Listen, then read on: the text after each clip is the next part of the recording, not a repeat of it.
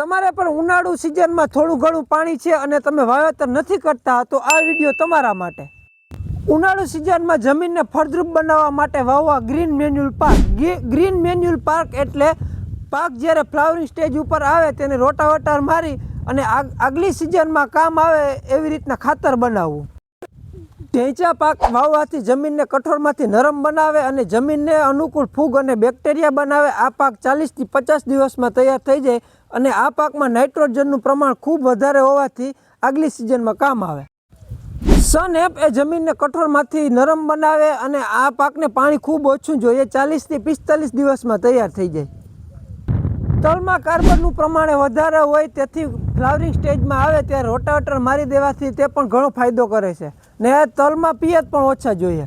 મગ કે ચોળી વાવવાથી એમાં પણ નાઇટ્રોજન વધારે હોય અને આ પાક 35 થી 45 દિવસમાં તૈયાર થઈ જાય અને નાઇટ્રોજનનું પ્રમાણ ખૂબ વધારે હોય. આ કરવાથી આવતી સિઝનમાં ફર્ટિલાઇઝરનો ખર્ચો 20 થી 25% બચી જશે.